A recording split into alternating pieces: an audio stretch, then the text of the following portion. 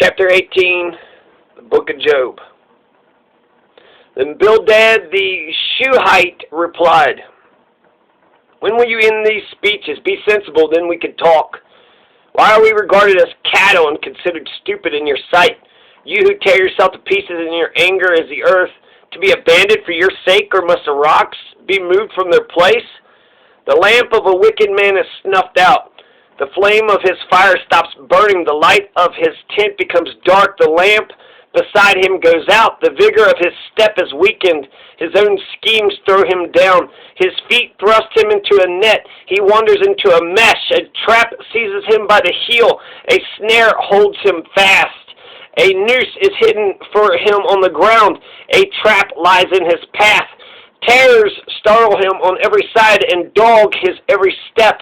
Calamity is hungry for him. Disaster is ready for him when he falls. It eats away parts of his skin. Death's firstborn devours his limbs. He is torn from the security of his tent and marched off to the king of terrors. Fire resides in his tent. Burning sulfur is scattered over his dwelling. His roots dry up below, and his branches wither above. The memory of him perishes from the earth, and he has no name in the land. He is driven from light into the realm of darkness, and he's banished from the world.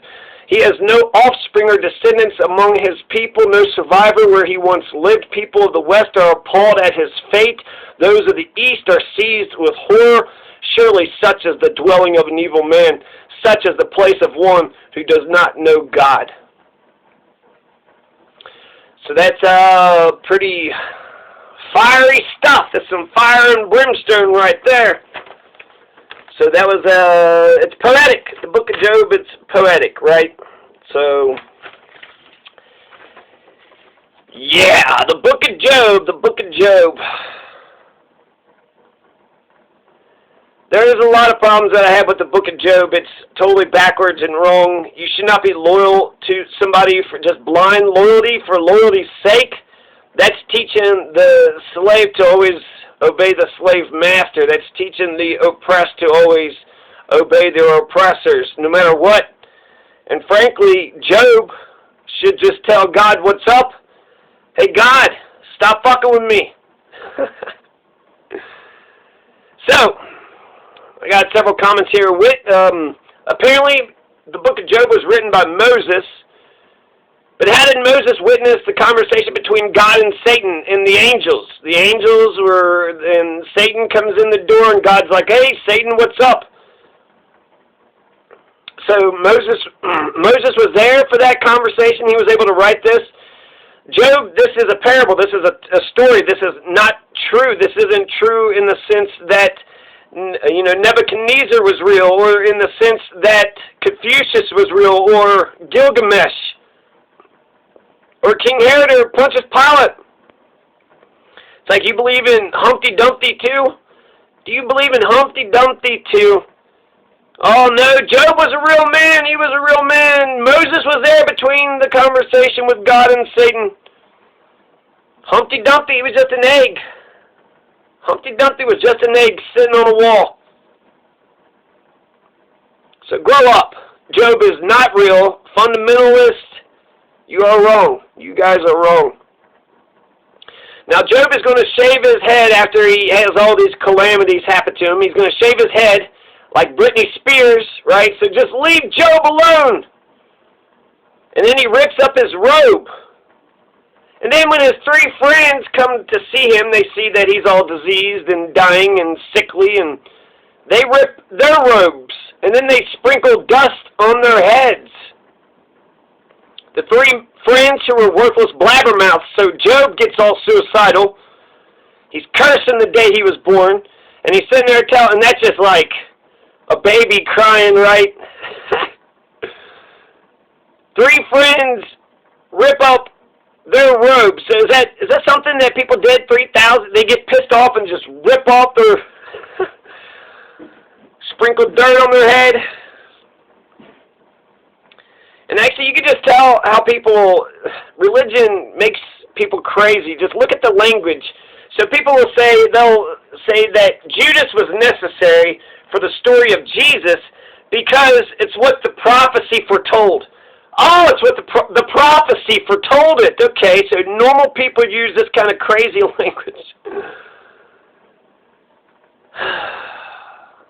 I think it was overkill. It was very genocidal. He's going to kill, all his livestock. He killed all of his kids. Killed all the slaves, too. Killed all the servants. What did the slaves do? The humble slaves of Job got killed. In addition, they're just such suicide, just such genocide, just such mass murder, just such bloodshed, just mass bloodshed all over the place. Over a wager, over a bet. I don't know, if I'm Job, I'd be like, hey, God, I don't think you should be making bets with the devil. I don't think you should be fucking with my life like this, God. What the hell? The whole question about the book of Job is, why do evil people hurt good people? And actually, it's like, evil people can hurt other evil people. Maybe evil respects evil. It just seems that's just natural, right? Why does a wolf go after the sheep? Why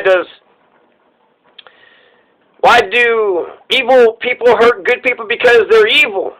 That's why evil people hurt good, because they're evil. But ultimately, I believe that the limits of evil is set by the action or inactions of good men or good people.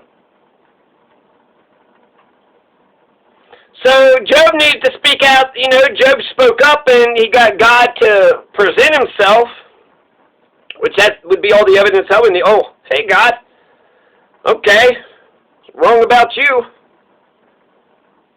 But hey God, don't make bets with the devil. You're going to kill all my livestock and horses and cows and camels. You're going to kill my entire family. You're going to kill all my kids. What in the hell? Hey, God, don't be fucking with my life. Don't make bets with Satan. Don't make dollar wager bets. Don't be fucking with my life as if it's just my life matters, God. What the fuck? That's what Job should have said to God. Blind loyalty? You shouldn't be blindly loyal to anybody unless you're 100% convinced that they got your back. If you know that they got your back, be loyal to that person. In some respects, God is worse than the devil in the book of Job because God presents himself as a good person. He gives the devil permission, and he's pretending he's good while he sits back and doesn't stop this shit. And then Job doesn't stop it. Job doesn't do anything except for complains a little bit. Job, pick yourself up. Job, do something about your situation. God, if you're a good person, then, why don't you tell Job to stand up and whatever, plant some carrots or some shit. Give him some encouragement. Give him some good advice and wisdom instead of just saying, I'm God. How dare you question me, asshole? Don't you know who I am? I'm God. No,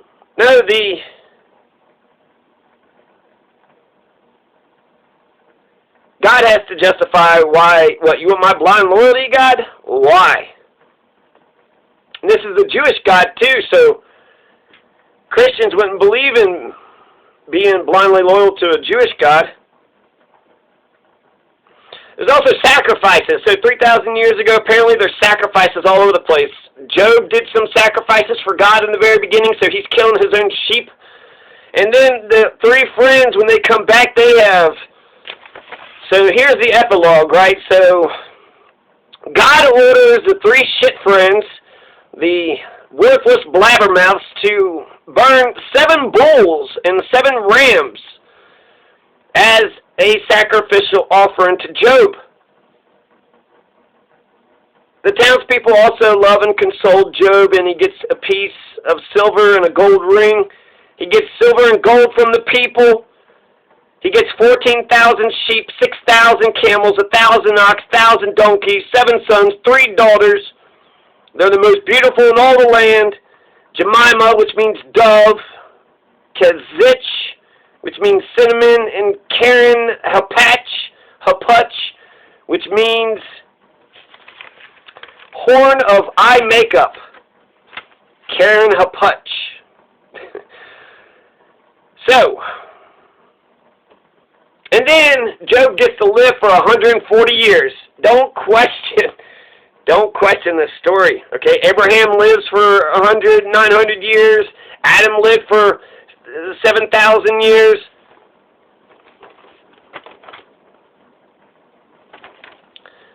So 100. Then Noah lived for 800 years. So Job lives for 140. I don't even think that the oldest person ever has lived for 140 years. It's close, but no. This story of Job is bullshit. Also, what's the lesson? You're supposed to believe in God and be blindly loyal to Him no matter what. Not for the rewards, but don't worry, you'll get rewarded anyways. And I thought you're supposed to get your rewards in heaven, right? But Job gets his rewards on earth. He gets to live for 140 years. He got all the silver and gold. So when it comes to the sacrifices, it just seems so stupid. You're a bunch of poor peasants out in the desert, and you're just making, life is so frivolous and unnecessary. You're just going to burn your sheep and burn up your cattle and burn up your shit, burn up your horses and camels and whatever. A bunch of poor, because that's a sacrifice. You're not supposed to eat it, right? So you're just burning up the animal for, God. If I'm God, that doesn't make me happy. What, you came over here and you start burning up these? No, you should cook them. Let's have a feast. What are you doing? Just burning it up just to burn it up? That's terrible. Don't waste life like that.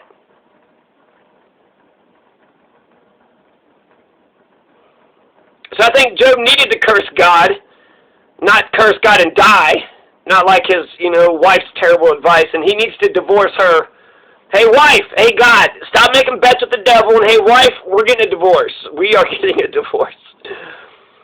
Just turn on everything you've ever believed your entire life, Bernie Sanders. Martin Luther King, just turn on everything. Just curse God and then die. Just die already, would you? When he killed all the animals and the family and everybody and the slaves, God killed all the slaves.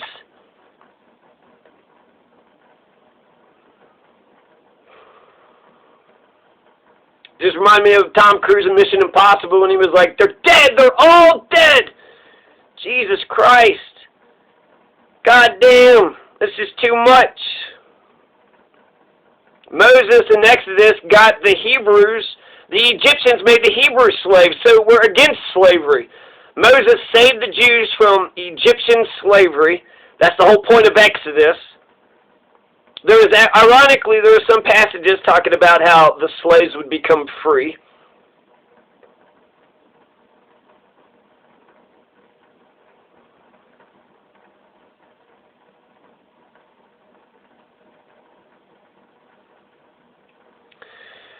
So I think Job actually may be in hell. When I think about the story, I could see it one way. I could see Job getting fucked with over and over again. But Job owned slaves. There is that suicide talk, but I'll give him a pass on that. But he was a slave owner, so that means he owned a Nat Turner, a Frederick Douglass, a Kunta Kinte, or a Chris Rock. He owned slaves. And then the biggest reason why Job is in hell is because just using Christian doctrine, you have to be able to, the rich can only get to heaven if they can take a camel and pass it through the eye of a needle. If they could take a camel and pass it through the eye of a needle, then they can make it to heaven. Well, that's not possible. You can't do that. You cannot take a camel and shove it through the eye of a needle. That means the rich do not make it to heaven. If you're rich, you do not go to heaven. That's Christianity 101. So Job started out as a rich man. Job is doubly rich at the end. So Job is burning in hell. Job is burning in hell.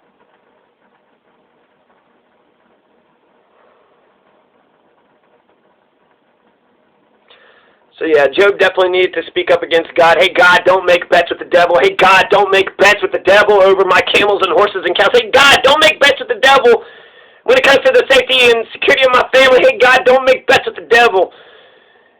Hey, God, don't kill my kids. Hey, God, don't murder my kids and all my livestock and everything. Hey, God, don't give me disease. Hey, God, what the fuck, man?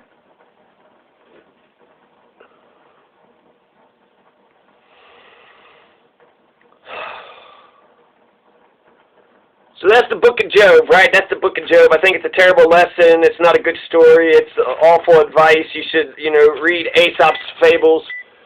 Last but not least, here's a good story, okay? The tortoise and the eagle. The tortoise, once upon a time, was not the contented fellow that he is today. There was a time when he wished with all his heart that he could fly. As he watched the birds disporting themselves in the clouds, he felt sure that if he could get up into the air, he could soar with the best of them. One day he called to an eagle who was hovering overhead.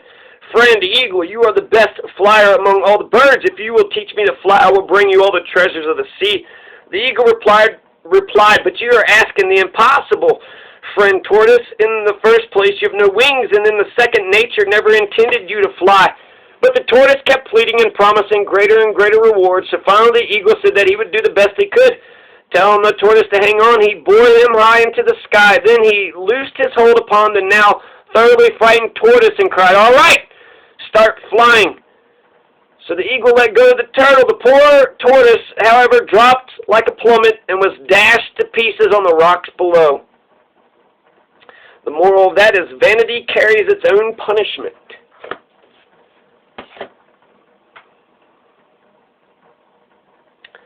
I'm telling you, Aesop's Fables, it's where it's at. Got 2 turntables and a microphone.